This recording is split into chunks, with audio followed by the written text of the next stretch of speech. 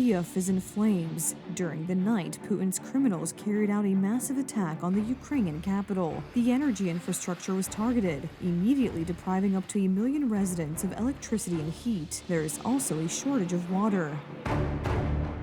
The next phase of missile attacks or the use of unmanned combat vehicles in the form of Shaheeds on Ukrainian cities is the next phase of Russia's policy of terror against the civilian population. This tactic is primarily aimed at forcing the Ukrainian authorities to make concessions.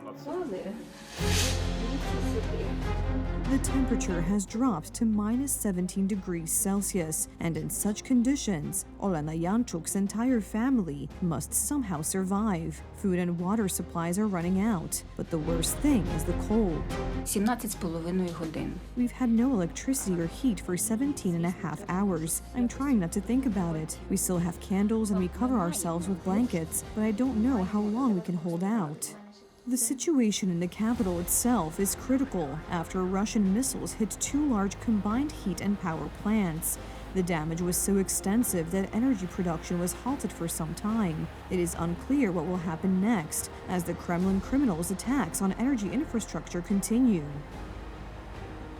Jest to najgorszy kryzys energetyczny. This is the worst energy crisis in the history of this war since 2022. Many residents of Kyiv have left the capital in accordance with the mayor's call. Large cities are a trap because it is very difficult to supply large concentrations of civilians with heat and electricity in a crisis situation, especially in winter. And so far, as I have seen with my own eyes, the Ukrainian economy has been functioning well, running on generators rather than state-supplied electricity. State-supplied electricity is available in western Ukraine, but from Kyiv eastward, it is practically non-existent, and there is less and less of it.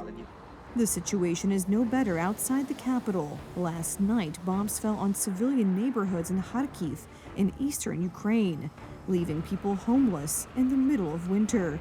City authorities admit that the damage is extensive, and it is unclear when the situation will be brought under control.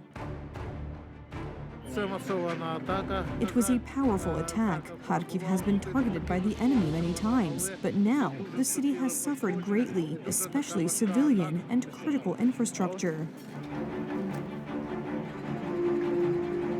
All this at a time when Ukrainians are clinging to every hope for a ceasefire. While Ukrainian cities are burning, peace negotiations are underway in the Arabian Desert. In Abu Dhabi, in the United Arab Emirates, the Americans are once again taking on a difficult task. Donald Trump's special envoy, Steve Witkoff, is mediating between the Russian and Ukrainian delegations. But the talks have not yet brought the progress Kyiv had hoped for. The Ukrainian delegation reports to me every hour on what is happening. This is important because we have not met in such a group for a long time. The only hope for peace for Ukrainians is Donald Trump's plan, which is trying to force the Kremlin to negotiate. The Ukrainians would very much like to see results that would lead to a ceasefire and truce, but Putin is not interested in peace. That is why Ukraine is bravely defending itself and strengthening its alliances. We'll hold important talks with Ukrainian President Volodymyr Zelensky on security and peace.